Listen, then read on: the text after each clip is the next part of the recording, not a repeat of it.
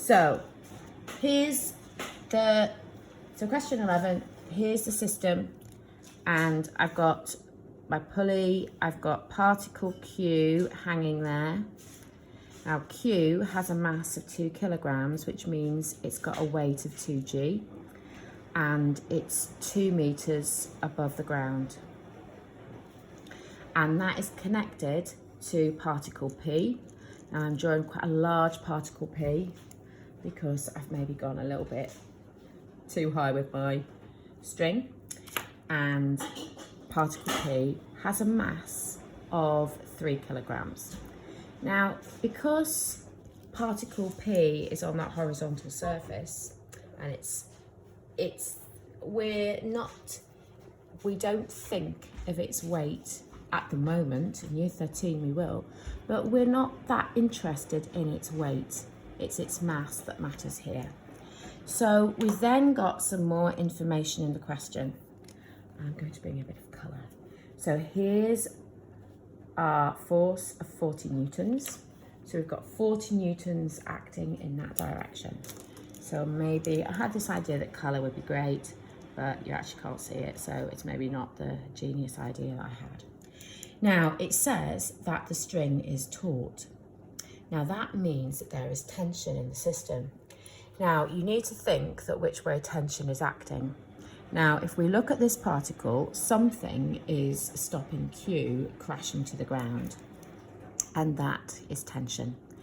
So, and the tension obviously has to be acting upwards to stop Q just falling and hitting the ground. And as you know from your work on Newton's law, you have to have an equal and opposing tension in the other direction. Now the question then says that the P is released and it moves away from the pulley. So your direction of motion, so P is moving to the left and Q is moving up. So I like to visualize the direction of motion. It also then says in your question that there is a constant frictional, so they are telling you what's happening with friction. In year 13 mechanics, you'll calculate a little bit more. At the moment, they're just telling you that you've got a force of 8 newtons acting in that direction. Now, you know that force is mass times acceleration. So your key Newton law here. Now, the first thing, it then talks about the pulley modelled small and smooth and the string being light and inextensible. So that means you don't have to take into account like weights of strings or any friction that comes from the string. Part A, find the show that. So show that the acceleration of each particle is 2.48. So there's 5 marks for this, so you do have to sort of justify your answer a little bit. Now, what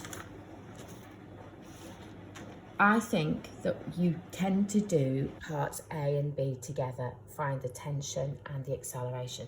So let's look at particle P first of all. So particle P, you've got what's taking it in the direction of motion, this force of 40 newtons.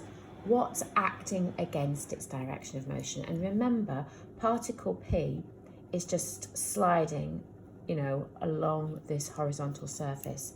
So against the direction of motion is the 8 newtons and also the force of tension.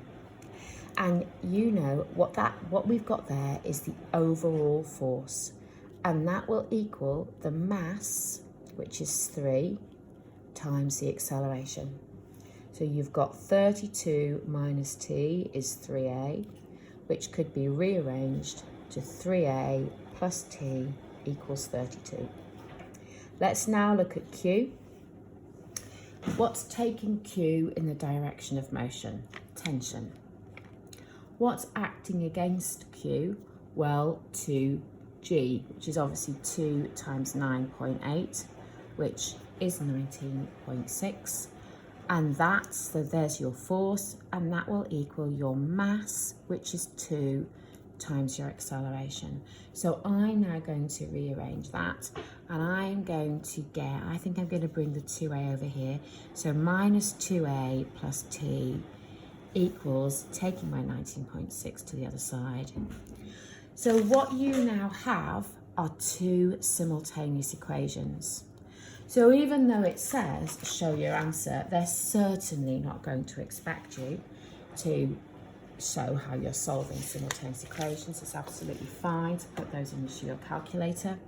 So when you put those into your calculator, so remember, on your calculator, you would, to solve those, you would go menu, scroll down to equation, you would F1 simultaneous, two unknowns. So you then would tap in 3, 1, and 32, -2, 1, and 19.6. So you have worked out that A is 2.48, as you were asked to do, and scroll down, T is 24.56. So you have, in that question, you have got your first 7 marks. Now remember, this is a 16-mark question, so there's a lot going on. Let's now look at part C. Now, it's now starting to talk about time, and like a lot of these questions, they then spill over into SUVAT. And that's because you're going to have lots of little chunks of constant acceleration. But every time the acceleration changes, you will have a new stage for your SUVAT. So let's have a little look at the first bit. When the balls have been in motion for half a second, the string breaks. And if the string breaks, you no longer have any tension in the system.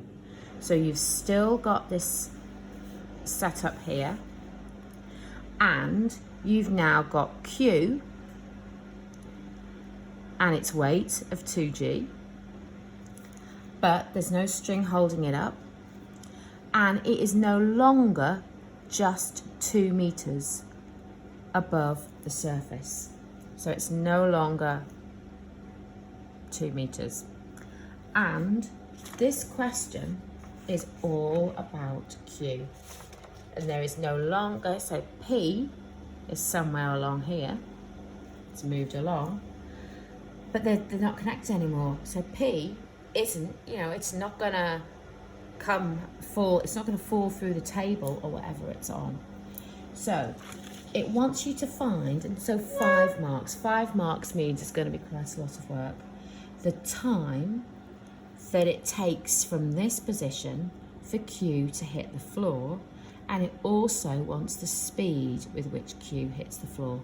So again, I think you can end up doing these almost as a combined question. Now, think about your SUVAT equations. We know that if we go back to the beginning, let's think about stage 1.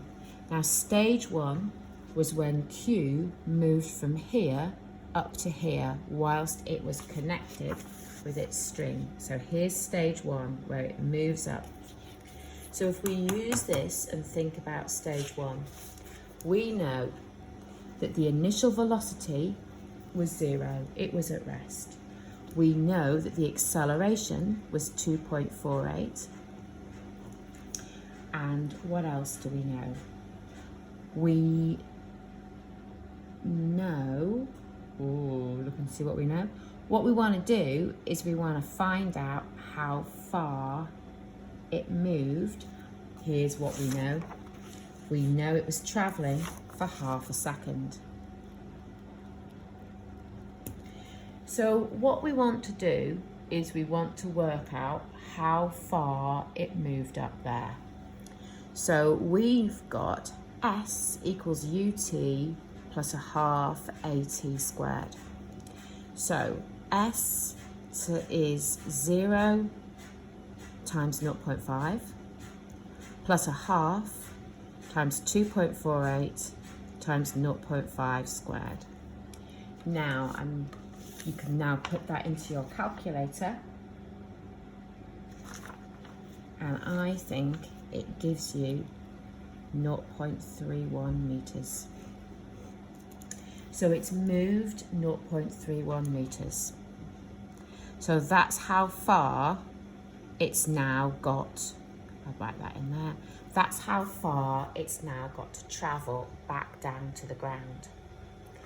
I'm also going to work out my velocity at the end of the stage. There's my washing machine going. Right, I'm going to now work out the velocity at the end of this stage, and I'm going to use the lovely v equals u plus at. So the velocity at the end of this stage is going to be 0 plus a half times 2.48. So that's going to be 1.24.